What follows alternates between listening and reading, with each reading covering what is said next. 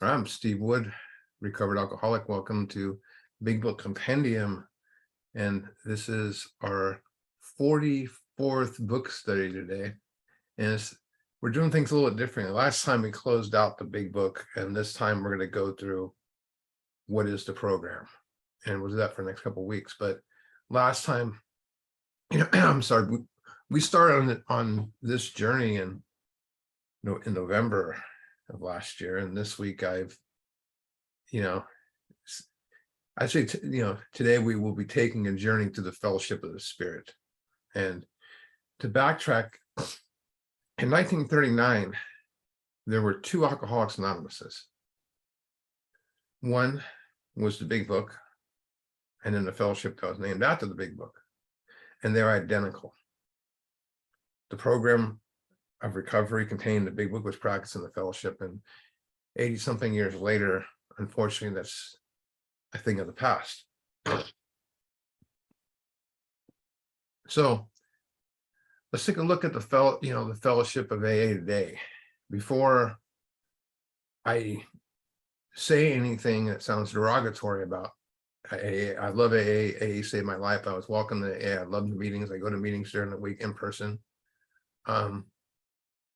And plays a vital part in my recovery. I wouldn't be here if it wasn't for that day when I walked in there and found someone to work with. All I'm asking is during this journey today to have an open mind. That a fellowship is simply a community of people who share common beliefs, interests, and of course a bond. And for us, we have a common problem, allergy obsession, and there's a common solution. But within the fellowship, there's a group of people who have something in common. That's alcoholism. People go to meetings every day, they gather together, they welcome each other, they hug and create peaceful atmosphere. They find a home group, they check in, they celebrate recovery time. They tell their stories. We get commitments, there's slogans. We hang outside the meeting and go to gatherings. And don't get me wrong, meetings are great. Service commitments are absolute must. Making friends is vitally important in Alcoholics Anonymous. Vitally important. Especially since the Big Book says that, I think, one guy said the other day, he says there's a difference between the friends we make in the meetings and the bonds we form as in sponsorship. But we make a lot of friends, and the slogans, they're kind of strange sometimes. Birthdays, chips are cool, but there's nothing wrong with this stuff, but it's just stuff. It's just stuff. And I'm going to do something that seems kind of silly at first, but I'm going to answer the question, what is recovery? But first we have to look at what isn't recovery. And I'm going to do it in a very unique way. And one of my mentors taught me this a long time ago. So I'm going to share the screen here. And what you see here is a Christmas tree. And I'm going to compare what we describe, what many believe is a program recovery, to a Christmas tree. And we bring a Christmas tree into our house to celebrate a happy time and family and friends reunite. The problem with this tree we have here going, it kind of naked, so it needs some decorations. And we're gonna give it some really pretty decorations. So we're gonna get some ornaments on this tree. I'm gonna put on here for one day at a time, a little ornament. All I got is today. We'll put that in there. Always recovering. Relapse is a part of recovery. Let's go a couple different colors. Just for today, I chose not to drink today. It's kind of looking kind of like a decent tree, I guess. Just if I don't drink, I'm not going to get drunk. We'll put a nice big one up there for that. Fake it till you make it. We'll go a couple different colors here. First things first. stay in the middle of the herd, which I never really, well, whatever. We'll put another one for keep coming back. And we'll go another different color. And we'll go, you people keep me sober. That's one I hear a lot. And if I forget my bottom, I'm going to get drunk. And keep your bottom green. So let's put some fancy ornaments on this tree to make it look a little more Christmassy. These are the ones that people like. So we're going to do the don'ts. Don't take the first drink. Don't drink between meetings. Don't forget your last drunk. You know, don't go to those slippery places anymore. Be careful. And my favorite is don't pick up no matter what, which is they have t-shirts made with that on there. Let's put a few hearts on this tree. Put a heart up there for some commitments. Coffee maker. Again, nothing wrong with this stuff. Coffee maker, secretary, birthday person, greeter, GSR, newcomer rep. I've had all these positions, by the way. Cleanup person. Nothing wrong with it. So I'm going to put some a little bit of lights on this tree. These are the ones we love. A little bit of lights. We'll put wrong color. We'll put a couple lights on there for when stick with the winners. How about a little 90 and 90? Get a home group. Your favorite speaker, that go-to guy. Meeting makers make it. You know, I think I said stick with winners. When the things get rough, the rough go to meetings. Heard that one before. Checking in. We got to do that. And you people, I think I already said you people keep me sober. Oh, my favorite one, if my ass falls off, you'll bring it back, we'll sew it back on. I never understood that. Sobriety time, we'll put on here. Birthdays, alumni night at the rehab, picnics, dances, retreats, and so forth. One thing that this tree needs is a star. And we're going to put the star up here. See if I can pull this one off. Ooh, not bad. Not a perfect star, but that star is the sponsor who's got 35 years that everybody has the drum roll before he speaks at the meeting. It sits there in the corner. So the one thing this tree is missing is some presents. And think of the presents as the same thing you hear in the story of Jim. You know, when he got his family back, you know, this is some of the things we think is supposed to happen. And it does, nothing wrong with it, but a little romance, you know, got the girl back, got the car, new friends, old friends, oops. Well, that's one heck of a Christmas tree if I ever saw one. Ornaments and lights and everything. But here's the dark truth about a Christmas tree. While the tree looks great and everyone likes it, there is one big problem with a Christmas tree when you bring it in your house. It's already dead.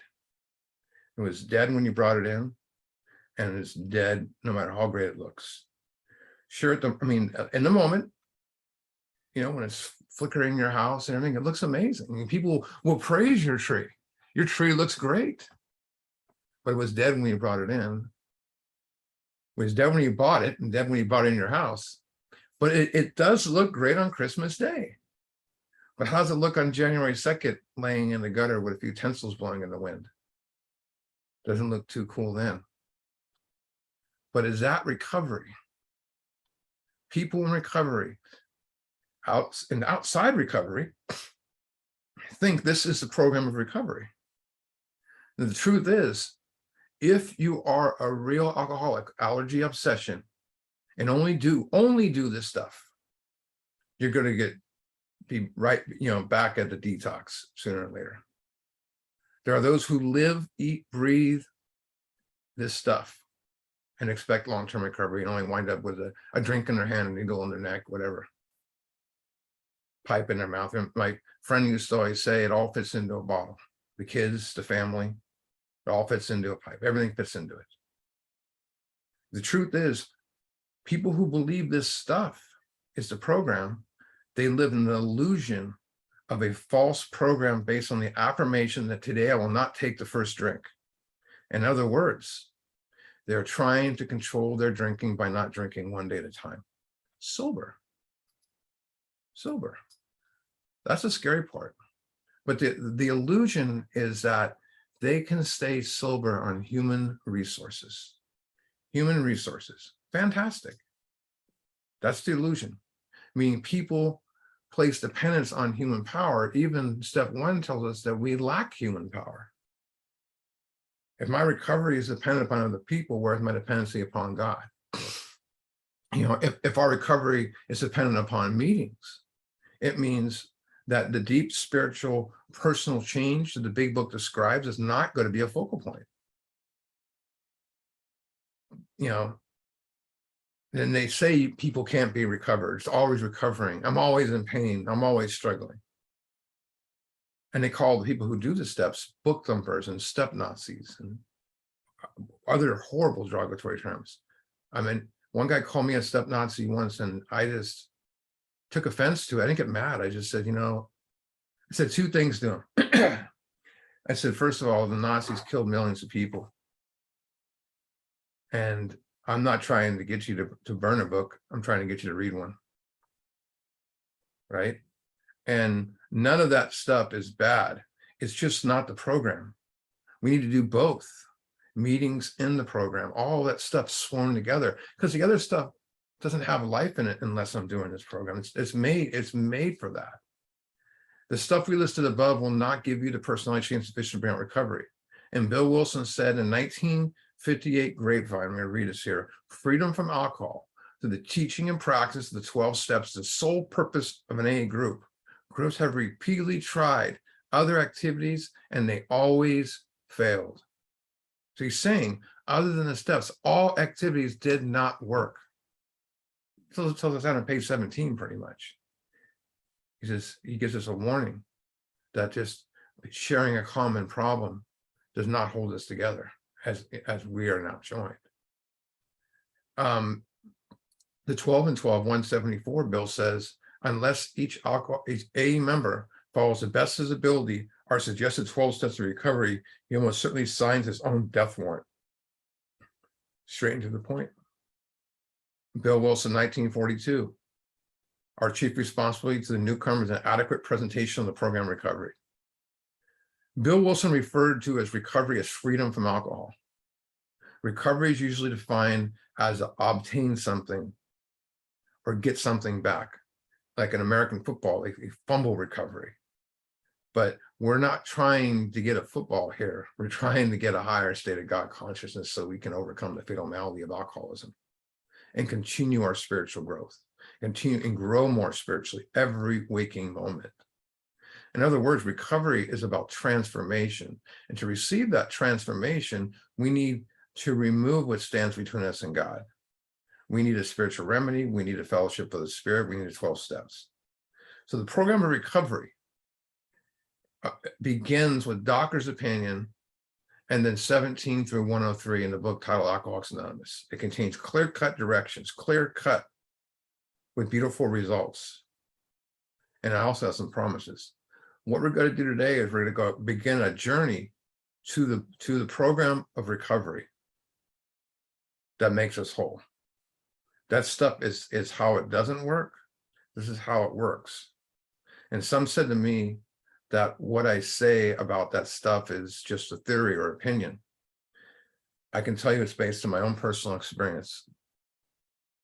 I did that stuff and never got more than 3 months or past the 3rd step prayer. And I know thousands like it as well. Anyone that's got passion for this program will sit back and just go, oh my God, don't they see what they're doing? basically people we love. So let's look at the fellowship of the Spirit. Let's let the book do the talking. So in the first few steps we're going to look at, I'm just going to give you facts before we hit lots and lots of promises in this book. Or I like to call the promises results. We might also see some directions in here. We might also see some conditions in here, which are vitally important. So step one, I'm not going to comment on this stuff too much, but I'm just going to read it. So if you go to doctor's opinion, XXVI, and this is our first fact of being powerless. XXVI. First fact of being powerless. It says, we believe, and so suggested a few years ago, the action of alcohol in these chronic alcoholics, that's reoccurring, persistent, ongoing, is a manifestation, a sign of an allergy, that the phenomenal craving is limited in this class and never occurs in the average temperate drinker, if someone doesn't have the allergy obsession.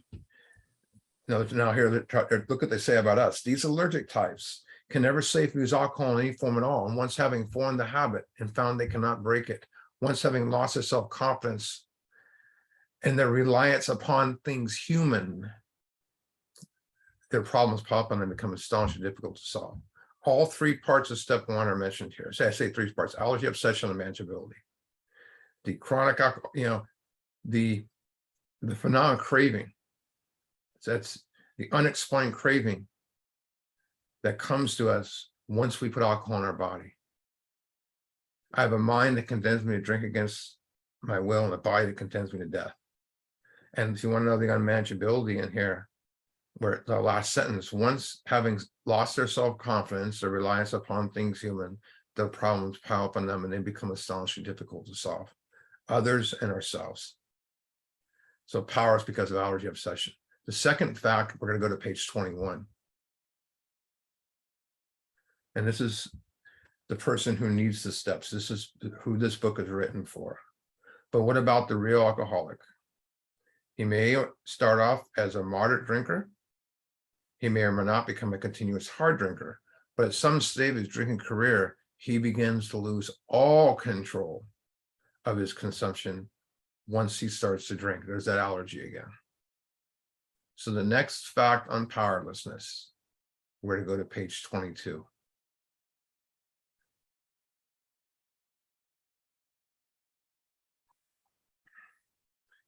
And it says, we know that while the alcoholic keeps away from drink, as he may do for months or years, he reacts much like other men. Here's the warning. We're equally positive that once he takes any alcohol whatsoever into his system, something happens both in the bodily and mental sense, which makes it virtually impossible for him to stop.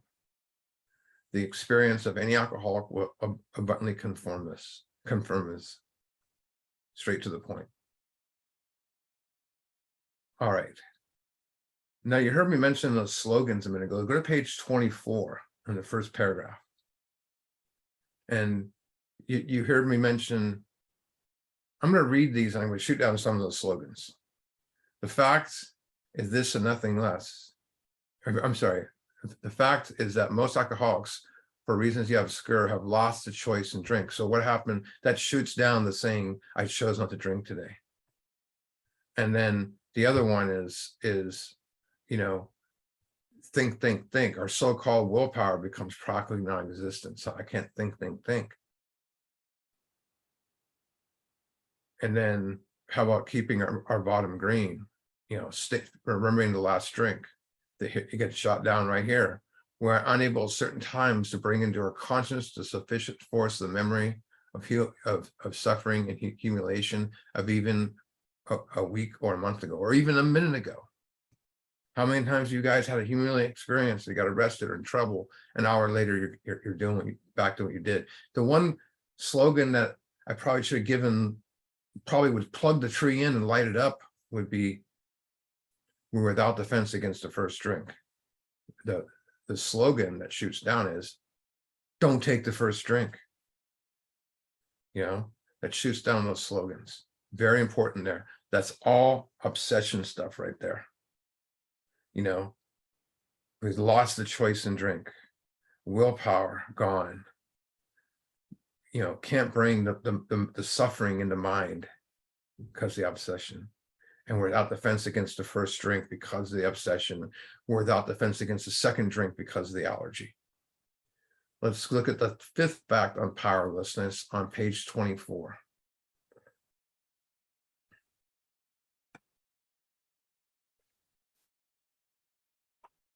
Third paragraph. The almost certain consequences that fall taking even a glass of beer do not crowd into the mind of each of us. That's the obsession again. If these thoughts, here's a great definition of the obsession. If these thoughts occur, they're hazily and readily supplanted with the old third idea that this time we shall handle ourselves like other people. We shall drink like normal people. This is complete failure of the kind of defense that keeps one from putting his hand on a hot stove. So we realize that no human power can overcome our alcoholism. I am powerless. I need power. So we must be willing to believe in the power greater than us. So we take the fact we're powerless and we move towards the next fact that we need power.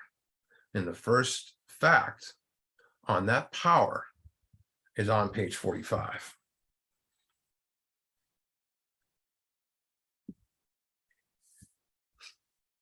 And it says lack of power. You know, I thought it was lack of friends, you know, lack of women, lack of money, and I would pursue that stuff. But lack of power, that's our dilemma. You know, dilemma is a big word. I mean, replace it with problem. That's our problem. You know, lack of power. We had, that's a very important word, had, to find a power by which we could live. That's a very important word also, live. And it had to be, there's that word had again, a power greater than ourselves. Obviously, now here's the interesting, but where and how do we find this power? They're talking about location and method, right? So where we find the power, they're going to tell us a little bit here, is within us. How we find the power? 4, 5, 6, 7, 8, 9. That's where we find that, you know, so location and method, that's what they're talking about there. The second fact on power is on 46. Second sentence, this fact is also a promise with a condition. So here we get into some promises and conditions. As soon as we admitted the possible, that's it, existence of a creative intelligence, the spirit of the universe, underlying the totality of all things, here's the promise. We began to be possessed with a new sense of power and direction. Promise. Provided we took certain steps, that's a condition. So promise, we began to be possessed with a new sense of power and direction, provided we did the steps, 4 through 9. The third fact on power is right after that last sentence we just read. We found that God does not make too hard turns for those who seek him. That's a fact and a promise, right? Fact and a promise. And it says to us, the realm of this is all promise. Beautiful right here. To us, the realm of the spirit is broad, roomy, all-inclusive, never exclusive or forbidding to those who earnestly seek. Look at this. It is open, we believe, to all. It says men in there, but that's the way they wrote it back then. It's open to everyone, like Big Book Compendium. You know, all are welcome here. And that's a promise. That's our promise that we share. Not everybody likes that promise. Fourth fact on power is on 47, in the middle of that page with promises. And this is where I take person 2, step 2. As soon as a man can say that he does believe or willing to believe, we emphatically assure him he is on his way. All is just being willing. It has been repeatedly proven among us upon the simple cornerstone and wonderful spiritual structure can be built. Promise. Promise. So probably one of the most important facts and promises are on page 55.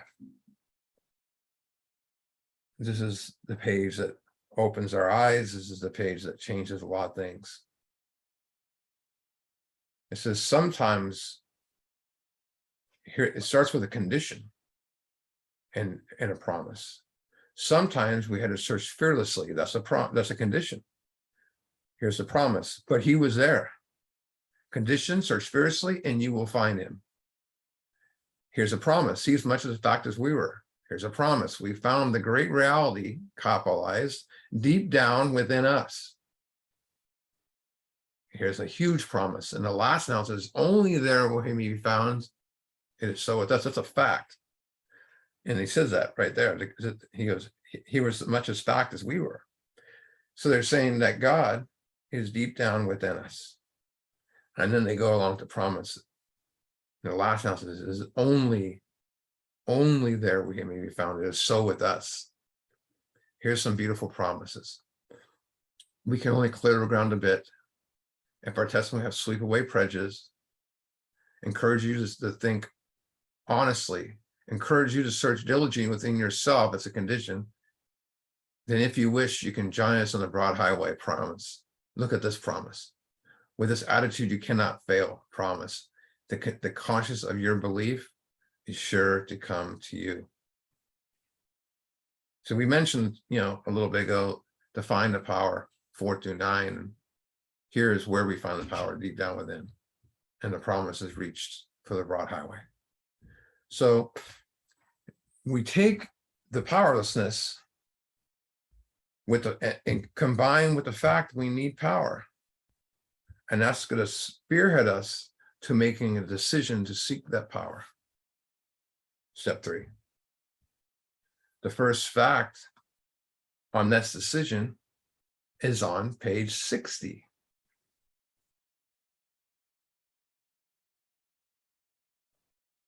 And some of us have heard this read millions of times at meetings, didn't understand what the hell it meant until we did the steps. But it's beautiful. The first requirement is to be convinced, that means certain, that any life run on self-will could hardly be a success. Most people walking the program think they can beat self-will with self-will. Self-will cannot overcome self-will. A sick mind can heal a sick mind. The problem, the mind that created the problem will never solve the problem. Self-will is our unconscious devotion to our social, security, and sex instincts. Those 3 things. That's our pride, our self-esteem, our pocketbook. That's what they mean when they say any life run self-will can hardly be a success. Hardly. The second fact on this decision is on page 62. And it starts off with a promise. And it's a promise of hope.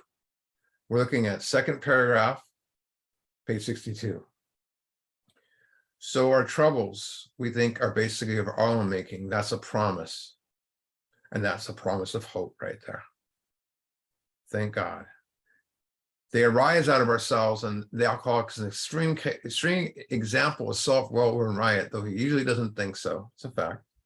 Above everything, we alcoholics must rid ourselves of the selfishness. We must, or it kills us. Here's the promise. God makes that possible. Wow. And there often seems to be no way of entirely, I don't know the word entirely, getting rid of self without his aid. Entirely means complete.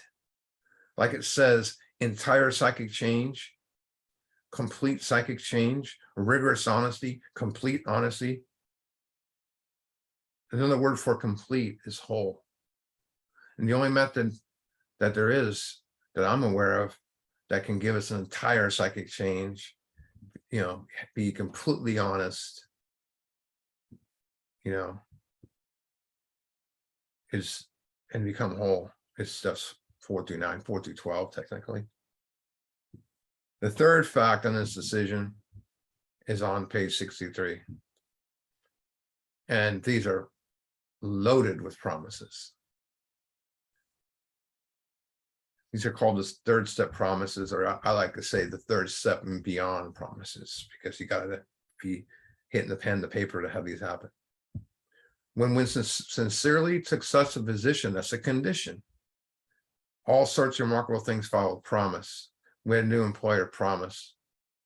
Being all powerful, he provided what we needed. Promise. If we kept close to him and performed his work well, that's a condition. So he will provide for us with the condition that we keep close to him. How do we do that? 10, 11, and perform his work well. 12. Those are conditions. Established on such a footing, look at these promises. These are all promises. Established on such a footing, we become less interested in ourselves, our little plans and designs. More and more, we become interested in seeing what we could contribute to life. Wow, us. As we felt new power flow in, promise. As we enjoyed peace of mind, who doesn't want peace of mind? As we discovered we could face life successfully, as we discovered we could, not we hope we could. Look at these promises. As we become conscious of his presence, we begin to lose our fear of today.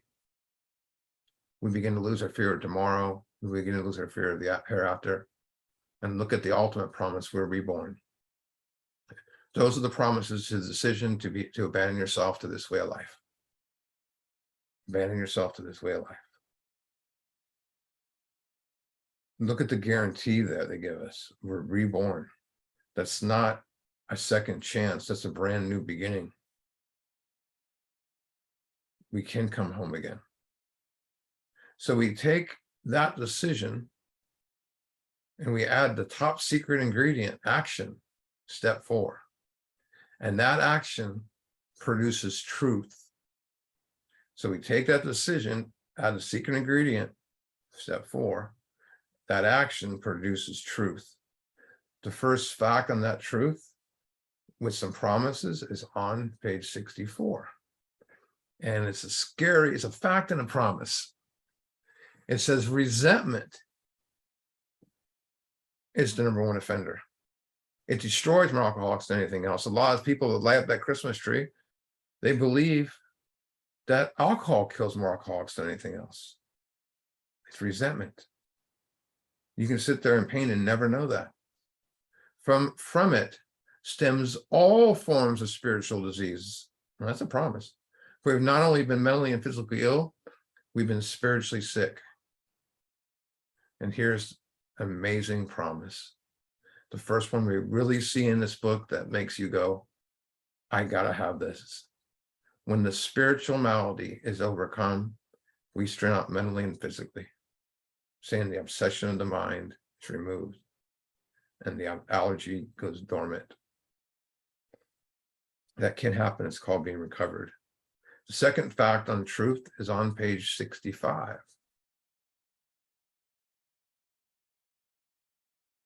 Very important truths.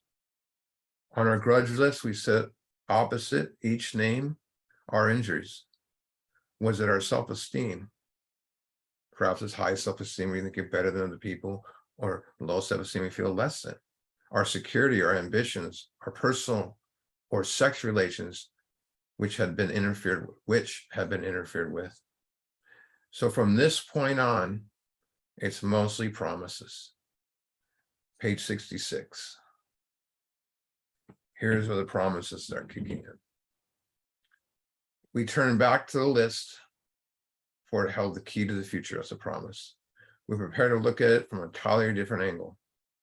We begin to see that the world and its people really dominate us, and that state, the wrongdoing of others, fans to the real, had power to actually kill. How could we escape? How could we? We saw these resentments must be mastered, but how? We could not wish them away any more than alcohol. Go to next one is on page 70. More promises to truth. Look at this one. If we've been through our personal inventory, we've written down a little. No, we've written down a lot. It's a promise. If we listed and analyzed our resentments, we begin to comprehend the fertility and the fatality. We have commenced to see their terrible destructiveness. We have begun to learn, here's promises. We begin to learn tolerance, patience, and goodwill towards all men, even our enemies, for we look at them as sick people. 71, second sentence. Promises right here. If you've already made a decision and inventory your grocery handicaps, you've made a good beginning. It's a lot. So we're just getting started, is what he's saying.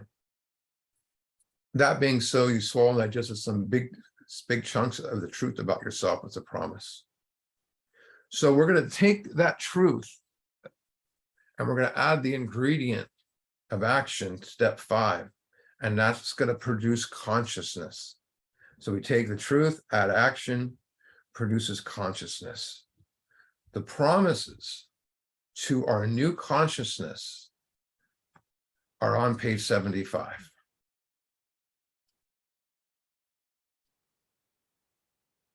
It says, we pocket our pride. Pocket. Pride is what others think of us. We get resentments, and maybe the resentment occurred just because it was said in front of a bunch of people. We don't worry about what other people think. We pocket it. Pocket our pride and go to it, illuminating. I mean, bringing light, enlightenment, enlightening something, illuminating. We go to illuminating every twist of character, every dark cranny of the past. Once we take in a step, here's a condition. That's the condition, is once taken a step. Here's a promise. We are delighted. These are all promises. We can look the world in the eye. We can be alone at peace and ease. Our fears fall from us, just fall, because they no longer have depth and weight. We begin to feel the nearness of our Creator. Look at this one. We may have had certain spiritual beliefs, but now we begin to have a spiritual experience. Your simple belief that God is real turned into knowing that God is true or real. It changes from knowing about God to knowing God. And because you experience God, how do you know something? Only from experiencing it. Everything else is a theory. Anything else is a theory in life. The feeling the drink problem has disappeared will often come strongly. We feel we're on the broad highway, walking hand in hand with the spirit of the universe. Illuminating every twist of character, it's talking about shining a light into our darkness of our defects, so we can have a clearer understanding, a new awareness of our instincts. And that step 5 is about casting out the old beliefs and discovering what drives us. And it's at that point, consciousness begins to expand, and we go from having a belief to knowing. The walk to the triumphant arch of freedom begins. So we take all the facts so far, powerless, power, decision, the truth, and our new consciousness, and we're going to surrender. Step 6 and 7. Now, there's no written promises directly on 6 and 7. There's some facts and some conditions. So let God remove our defects of characters. Let God. It's very short what this paragraph says, but page 58, if you go to 58, it says a quote in there. We hear about it all the time, but I think it goes to 6 and 7 perfectly. Page 58. Some of us have tried to hold on to old ideas, and the result was nil. Nil means zero until we let go completely. So here we finally go from old ideas, all the beliefs. Old ideas are resentments and fears, all the ideas and defects that kept us bound to self for so long. And those old ideas, defects are gone. What are we left with? the grace of God. And when that happens, miracles that have been going in front of us, now we can see the miracles, even though they've always been there. And when you let go of your thinking becomes one with God's thinking. Letting go and letting God. In its simple aspects. I can't, he can, I must let him. Let him is utmost ability is ultimate trust. Trusting God with my life and handing over to him who has all power. That's what they talk about in step 3, the care of God. The caretaker. The care of God. So this is where I abandon myself this way of life. This is step 6 and 7 is basically, especially step 6, is basically step 3 with teeth. Step 3 with teeth. And the thing about it is, you have to look at it from that aspect too. To really look at it from that aspect. You know, step 3, I always use this analogy. Or step 6 and 7. I need to let go. This represents my defects of character. This represents my new ideas. Well, I can't pick up the new ideas. I mean, I can't can't take the old ideas because I'm still holding on to the old ones here. I got to put down the old ideas, then I can take what's new. And things start to change. And that's what, you know, if they would have just made step 6, step 3, we would only admit to like 2 things we did wrong. And instead, he has us do this inventory and all this stuff. So I know exactly what I'm supposed to let go of. There's nothing more powerful than that. So we take that surrender and we add more action. And we have an awakening. We have an awakening. The promises to our awakening. So the surrender, more action, that's step, the more action is 8 and 9. And we have an awakening. And the promises of the awakening are on page 25. And this is the promises to when we have, you know, digested the truth, been introduced to consciousness, right? Surrendered everything else there was. And I start making a few amendments, I have an awakening. And this is what happens. We have found much of heaven and we've been rocketed. Rocket ship travels about 20,000 miles an hour. Rock into a 4th dimension, which we could have never dreamed. The great fact is this and nothing less, that we've had deep, effective spiritual experiences, which have revolutionized our whole attitude towards life, or towards our fellows and towards God's universe. The central fact means, like, I guess it'd be like the nucleus of our lives today, is the absolute certainty, you know, no, without a doubt, no doubt, that our Creator has entered into our hearts and lives in a way which is indeed miraculous. Look at this promise. He has commenced to accomplish those things for us, which we could never do for ourselves. The next set of promises on awakening are on page 83 and 84. It says, if we are painstaking about this phase of our development, the phase of development is the developing of the vital 6th sense, the union with God. We will be amazed when we're halfway through our amends. Here are the promises and results, or results, whatever you want to call them, promises, results of being halfway through the amends. Look at these results. We're going to know a new freedom and a new happiness. New, we've never experienced it before, touched it, smelt it. We never even dreamed of it. No wonder it's called an awakening. We will not regret the past, nor will shut the door on it. We will comprehend the word serenity and we will know peace.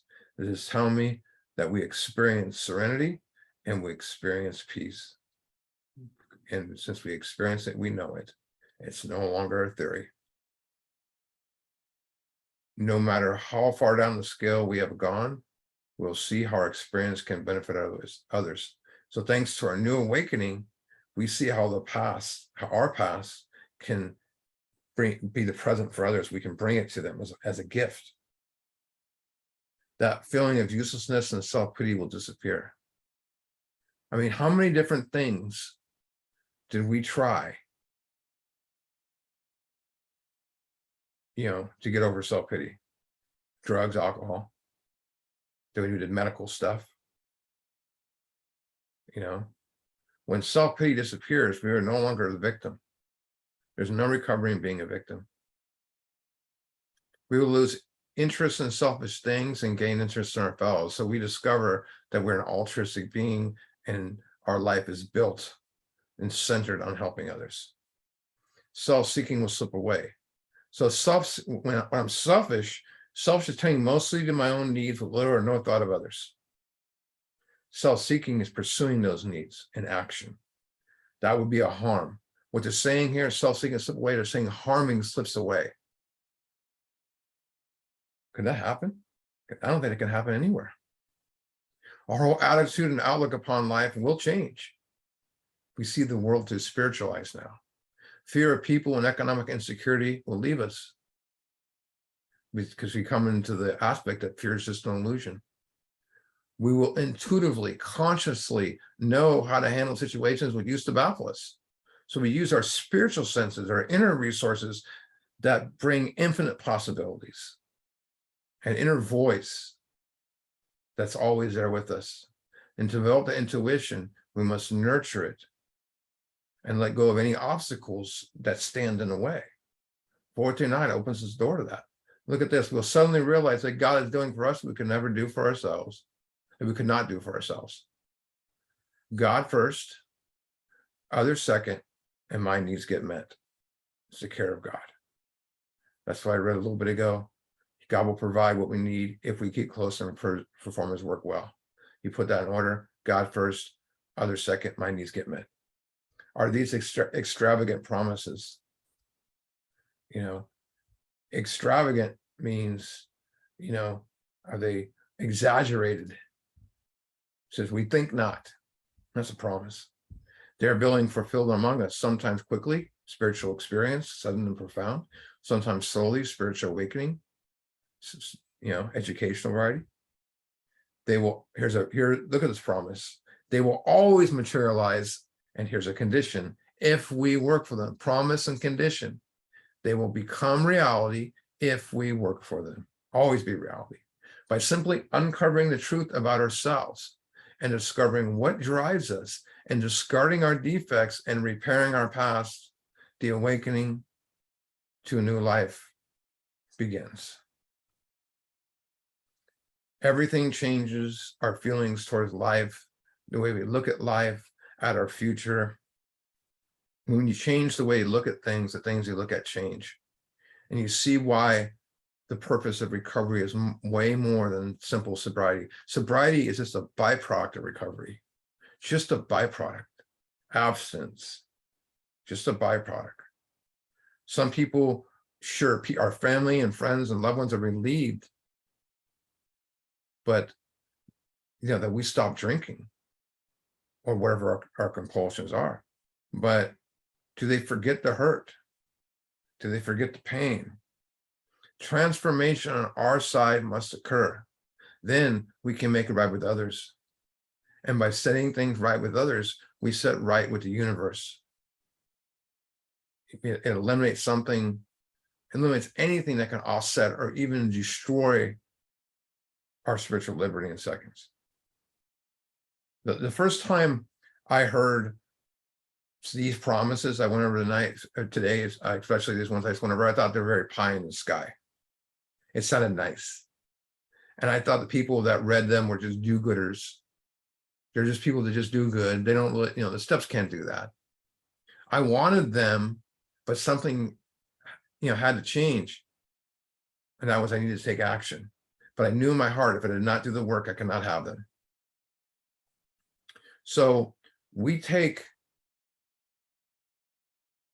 our truth in 4, our consciousness in 5, our surrender in 6 and 7, our awakening in 9, and we live it in action, leading to spiritual growth. Next week, we're going to look at the promises to that spiritual growth in 10, the promises to the daily reprieve of step 11, the promise to 12, and much, much more. These promises, their results. He only calls them promises once when he says these extravagant promises. Anyways, I'm going to stop the recording and we'll do a discussion.